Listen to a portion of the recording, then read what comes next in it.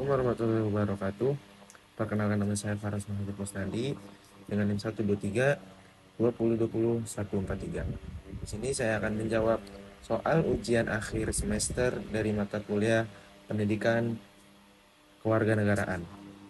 Saya akan menjawab dari nomor 1, yang dimana pertanyaannya itu ya, di mana letak keselarasan dan pertentangan antara HAM dan agama. Coba jelaskan dengan singkat dan berkaitan contohnya. Baik. Keselarasan antara HAM dan agama terletak pada prinsip-prinsip dasar kemanusiaan yang diakui secara universal, seperti hak hidup, kebebasan, berpendapat, dan keadilan. Contohnya, banyak banyak ajaran agama termasuk Islam menegaskan pentingnya menghormati hak terhadap seseorang satu sama lain, ya, untuk dan juga mendorong keadilan sosial. Nah, bila ada pertentangan muncul, jika interpretasi agama menghargai pada pembatasan hak individu yang diakui oleh HAM, seperti contoh kasus dapat berupa ketidaksetujuan terhadap kebebasan beragama atau perilaku diskriminatif terhadap kelompok tertentu berdasarkan keyakinan atau orientasi seksual. Nah, dalam hal ini kita perlu ada upaya untuk mencapai keseimbangan yang menghormati nilai-nilai agama sambil memastikan perlindungan penuh terhadap hak asasi manusia. Mungkin itu yang bisa saya sampaikan, kurang lebihnya mohon maaf. Sekian saya jawaban tentang soal nomor 1. Baik, saya akan menjawab soal yang nomor 2 tentang bagaimana relasi di antara tiga lembaga legislatif, eksekutif, dan yudikatif. Nah, soal jawabannya adalah dalam konsep Montesquieu tentang demokrasi, hubungan antar tiga lembaga yaitu legislatif dan eksekutif dan yudikatif sangat penting untuk mencapai tujuan nasional.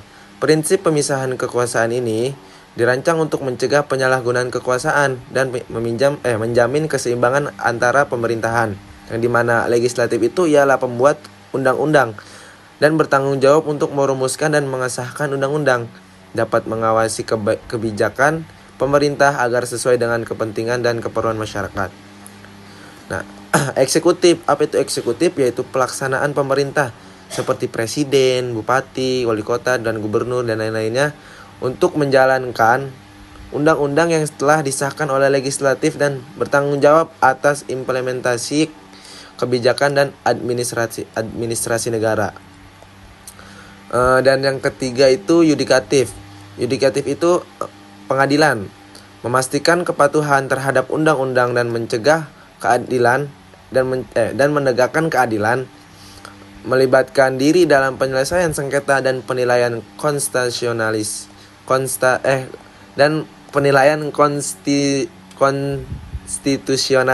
kebijakan.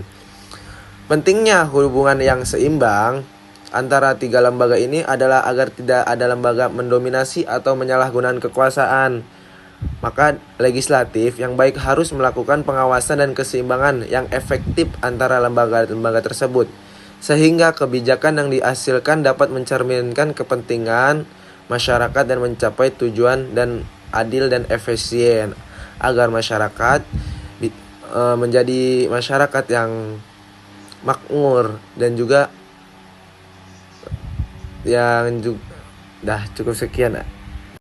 Lanjut jawaban yang ke nomor 3, yaitu jawaban menurut saya konsep masyarakat madani yang dikemukakan oleh Dewam Raharjo memang mencakup 3 elemen: agama sebagai sumber, peradaban sebagai proses, dan masyarakat kota sebagai hasilnya.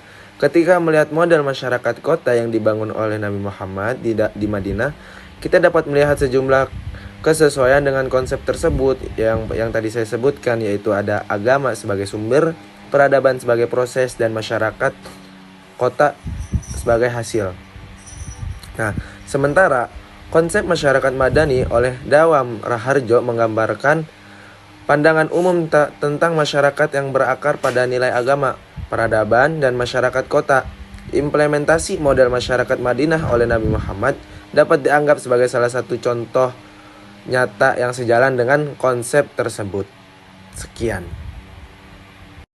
Upaya efektif mitigasi radikalisme pada para pemuda memerlukan pendekatan holistik yang melibatkan pemerintah, lembaga pendidikan, masyarakat, dan media. Dan inilah beberapa langkah yang bisa diambil. Yang pertama yaitu dari segi pendidikan dan kesadaran agar meningkatkan kepemahaman dan nilai Pancasila. Dan yang kedua yaitu perlibatan masyarakat agar mendorong peran keluarga, komunitas, dan tokoh agama. Dan yang kedua yaitu media sosial. Yang ketiga yaitu media sosial dan literasi digital. Nah, yang dimana media sosial ini kan sangat banyak ada plus minusnya ya. Jadi harus kita bisa membatasi tentang media sosial itu untuk bisa mengambil nilai-nilai positif dan negatifnya. Yang keempat, pemberdayaan ekonomi. Memberikan peluang ekonomi bagi pemuda melalui program pelatihan, pendidikan, dan lain-lain.